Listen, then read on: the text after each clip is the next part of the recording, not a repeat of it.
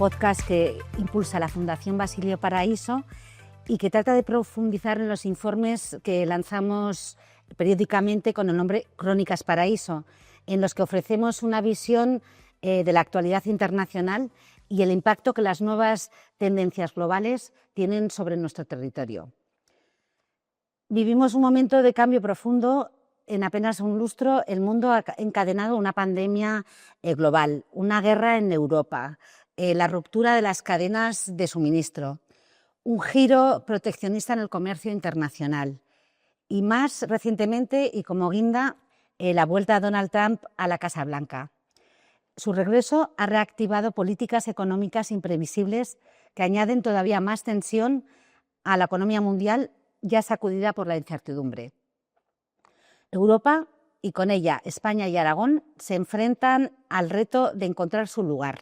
Europa y con ella España y Aragón se enfrentan al reto de encontrar su lugar y su oportunidad también en un nuevo orden internacional marcado por la fragmentación, la competencia estratégica y la búsqueda de autonomía económica.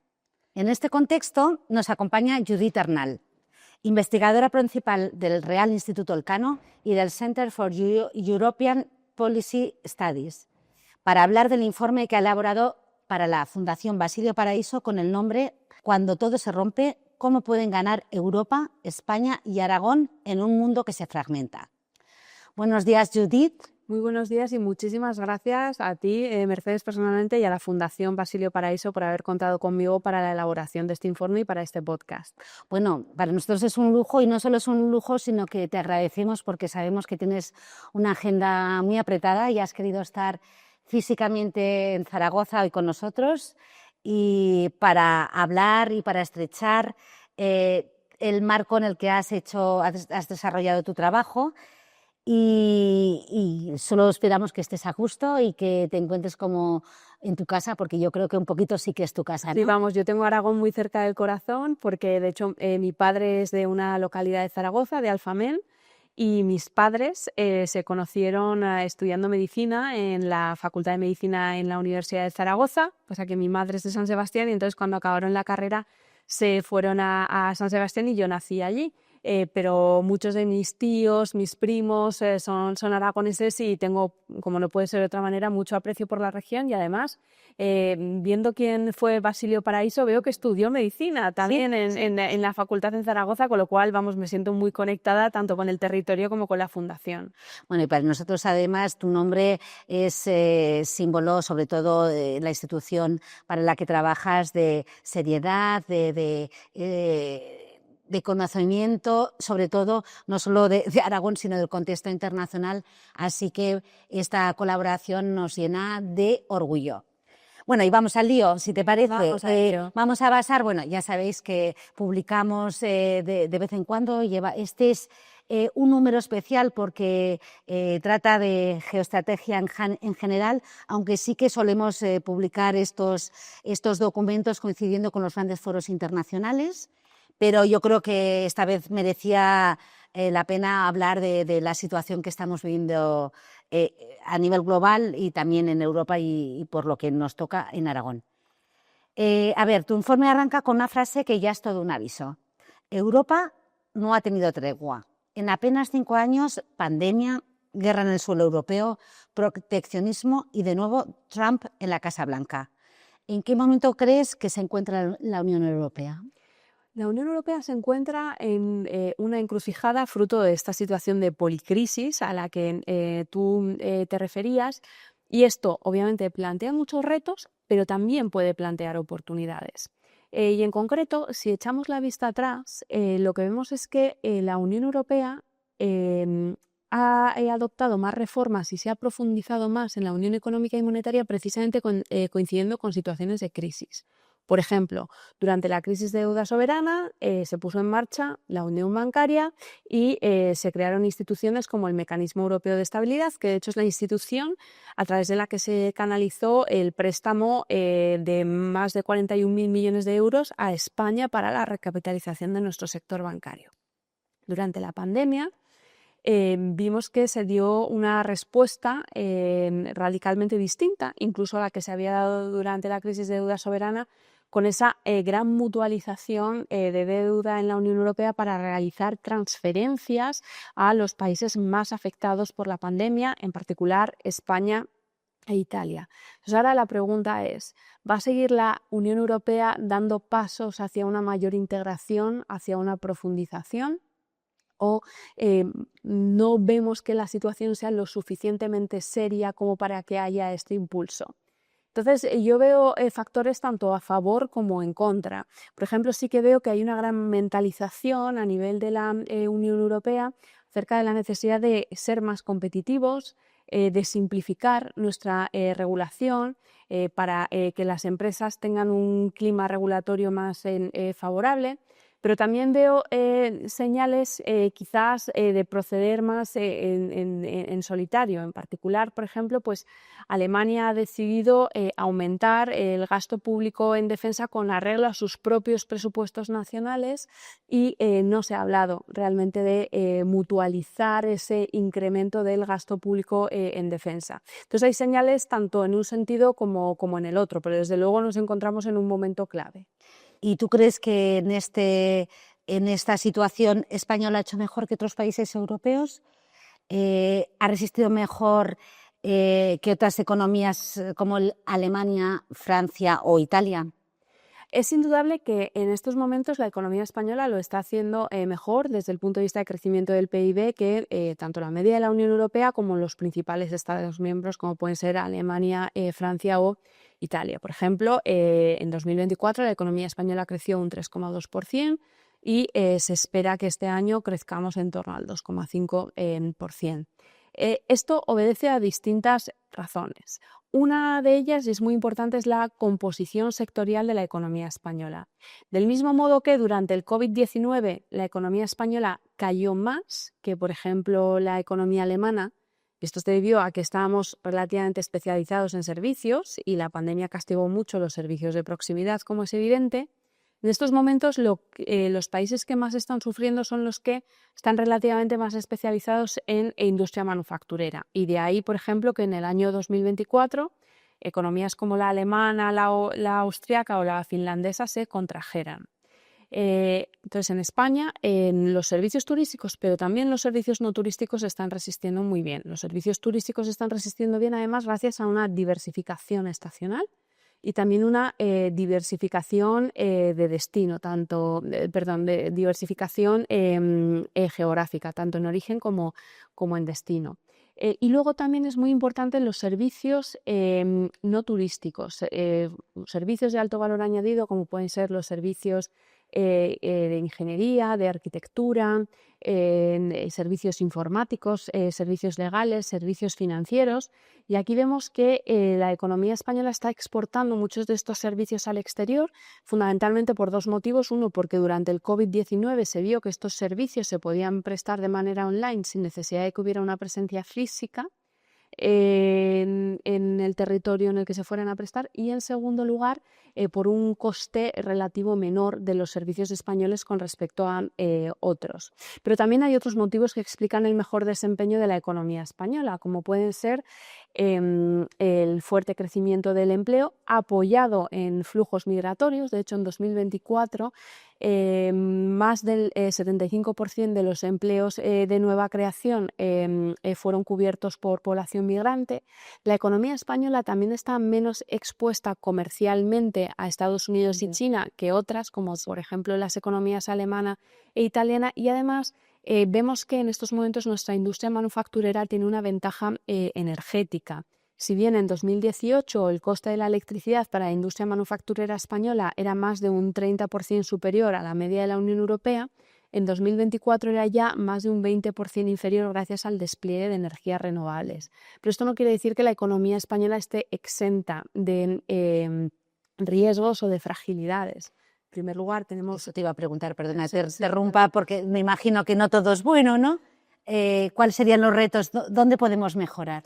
Bueno, en primer lugar, creo que tenemos un problema importante por el lado de la vivienda, que de hecho puede poner en peligro uno de estos motores de crecimiento económico a los que me refería, que es la migración. Es decir, si vemos el crecimiento de la población en España entre 2020 y 2024 ha crecido más de un 3% frente a Italia, donde se redujo la población total. Pero para poder alojar estos flujos migratorios es necesario que haya vivienda en términos asequibles. Y el problema fundamental, todo depende también del área geográfica, pero es un problema de falta de oferta. En segundo lugar, la economía española también tiene cierto retraso en crecimiento de la productividad. Si bien en el último año hemos visto que la productividad se ha comportado bien, seguimos teniendo un gap importante con respecto a otros países de la Unión Europea. En tercer lugar, tenemos claramente una fragilidad en nuestras finanzas públicas. Así como vemos que los hogares y las empresas españoles se desendeudaron mucho, es lo que los economistas llamamos, se desapalancaron mucho desde la crisis financiera, la deuda pública en España está por encima del 100% del PIB. Alguien puede decir, bueno, pero es que en 2020 llegó al 120% del PIB y ya hemos reducido 20 puntos porcentuales, sí. Pero esa reducción se ha debido sobre todo al denominador, es decir, a un incremento del PIB, no tanto a que haya habido una consolidación fiscal. Y esto se une a un momento como el actual en el que vamos a tener que incrementar nuestra inversión pública en defensa y vamos a tener que tomar decisiones potencialmente complicadas desde el punto de vista presupuestal. Vemos que a nivel de España tenemos deberes en vivienda, productividad y finanzas públicas. Pero vamos a Aragón, que es parte de España, pero está viviendo también un momento dulce. En el informe señalas que ha sabido traer inversión extranjera incluso en un contexto adverso. ¿Qué ha hecho bien la región para, crees, que merecer estas inversiones o este momento dulce de la economía? Pues esto, lo que quiero aclarar es que lo que voy a decir no lo voy a decir por estar en la Fundación Basilio Paraíso y por estar en Aragón, sino que es algo que he escuchado en diversos foros cuando se habla de atracción de inversiones. Aragón se ponía como ejemplo de mejores prácticas. Y yo creo que esto se veía sobre el terreno, o sea, hablamos de captación de inversiones en centros de datos como de Amazon Web Services y de Microsoft, en gigafactorías de baterías como la de Stellantis y Catel, o por ejemplo la apertura de un nuevo centro logístico por parte de Inditex. Entonces Aragón lo que ha hecho es tener un buen marco regulatorio predecible y además tener instituciones que funcionan y que acompañan al inversor. El acompañamiento al inversor, que quede claro que esta es una región abierta a inversiones en exteriores y ayudarle a hacer frente a las distintas barreras o pasos regulatorios a que se pueda enfrentar el inversor es clave. Y en este sentido yo creo que el papel que han jugado AREX y también pues, las distintas cámaras de comercio es clave. Pero además no solo basta con tener un sector público que funcione bien y un marco regulatorio razonable, sino que el sector privado también tiene que funcionar, porque al final las inversiones no se llevan a cabo en el vacío.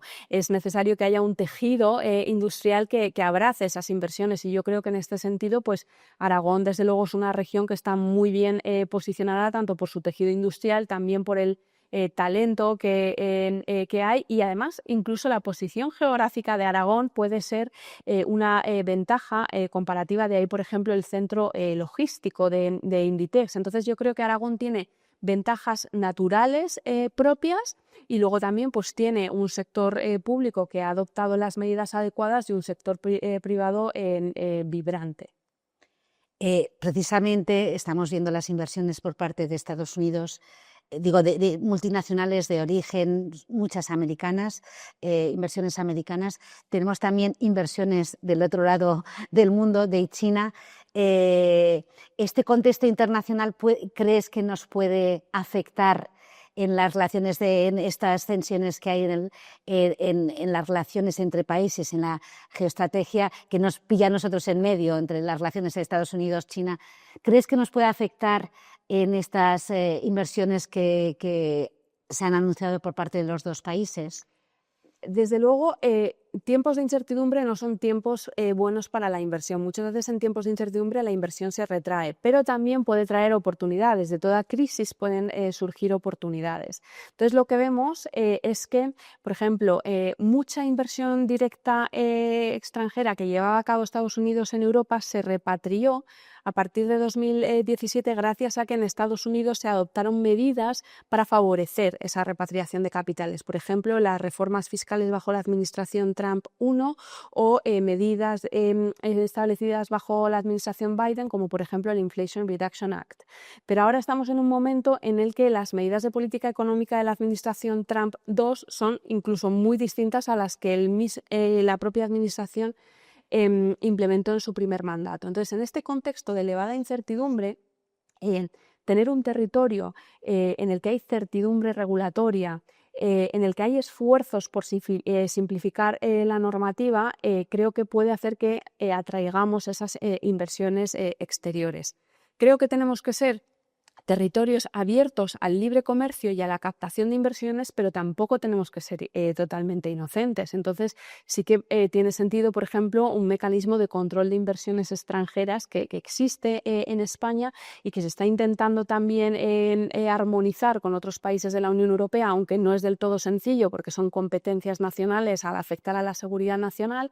Entonces, sí que tenemos que ser estratégicos y no permitir inversiones con intereses geoestratégicos dudosos en algunos de nuestros sectores más estratégicos. Pero con carácter general, yo creo que la mejor defensa para inversiones del exterior que intenten controlarnos es tener un entorno regulatorio que funcione, que les funciona a las empresas y donde la capitalización bursátil de las empresas pueda aumentar y por tanto no sean tan fácilmente comprables por cualquier y controlables por tanto por cualquier inversor exterior con intereses dudosos. Entonces yo creo que la Unión Europea en general y España y Aragón en particular somos territorios que tenemos que llevar a cabo reformas, es decir, sin reformas, ceteris paribus, como decimos los economistas, manteniéndose todo lo demás constante, no vamos a conseguir captar esas inversiones.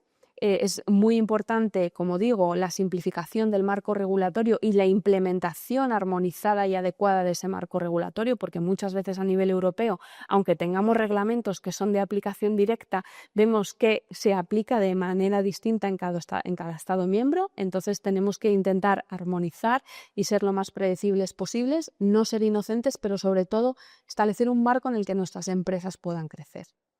Vamos a ir acabando porque ya sabes que los podcasts, la clave del éxito es ser breves y sobre todo ir al contenido. Y por eso quería terminar con una valoración. Si tuvieras que repartir pesos de lo que realmente influye en nuestra economía, ahora que estamos diciendo, bueno, ¿qué nos puede afectar en positivo, en negativo, retos? Al final, ¿qué es lo que más pesaría en nuestra economía? Las decisiones de Trump, por ejemplo, que nos vienen de fuera, lo que ocurre en el seno de la Unión Europea, que ya es escasa, o las políticas que se llevan a cabo en España o el momento en el que estamos en este momento político, económico, experimentando en nuestro país. ¿Qué crees? ¿Qué peso tendría cada una de esas situaciones en el contexto de nuestra economía? Aquí voy a tirar una frase de Ortega y Gasset, que es yo soy yo y mis circunstancias. Entonces, literalmente las circunstancias importan mucho. Si hay un clima comercial e inversor adverso, uno no puede abstraerse de eso, especialmente una economía muy abierta al exterior como es la española. Y yo creo que es muy importante no apoyarnos es que el ámbito internacional es tan complicado, la geopolítica se ha vuelto imprevisible, es que en Bruselas hace muchos reglamentos y directivas que nos ahogan. Y yo creo que hay que abandonar esa narrativa que hasta cierto punto escapa a nuestro control. Obviamente lo que ocurre en Bruselas no escapa a nuestro control, por eso tenemos un sitio en el Consejo de la Unión Europea y con eso tenemos eurodiputados, pero nos tenemos que centrar en qué es lo que podemos hacer nosotros a nivel nacional. Y en este sentido me preocupa un poco toda la retórica que se ha instalado del informe Draghi y de comparar la Unión Europea con Estados Unidos, cuando sí estudiamos los indicadores que explican la competitividad de una economía, como pueden ser pues el talento TIC formado, la intensidad digital de las empresas, la inversión en I+D+I, la facilidad de cumplimiento normativo, el acceso a la financiación alternativa, lo que vemos es que hay una elevada heterogeneidad entre Estados miembros de la Unión Europea y además hay mucha regularidad. Es decir, los Estados miembros de la Unión Europea que lo hacen bien, en un indicador suelen ser los que lo hacen bien en el resto de indicadores y los que están por debajo de la media también suelen ser los mismos. Entonces, en este sentido, yo creo que hay que hacer un informe DRABE en España y si se puede hacer también un informe DRABE en Aragón para ver cómo comparamos los distintos indicadores de competitividad con otras regiones y plantear las medidas de políticas públicas correspondientes. Y creo también que, dado que España es un país descentralizado, que las comunidades autónomas tienen una parte importante de la tarta competencial, también les recomendaría incluso que se haga a nivel autonómico. Bueno, pues confiamos en que la Basilio Paraíso tenga algo que ver en ese informe de DRABE a lo aragonés y, mientras tanto, siempre estaremos encantados de escucharte y de que compartas con nosotros esas experiencias que vais realizando desde el Radio Instituto Elcano. Gracias y hasta la próxima.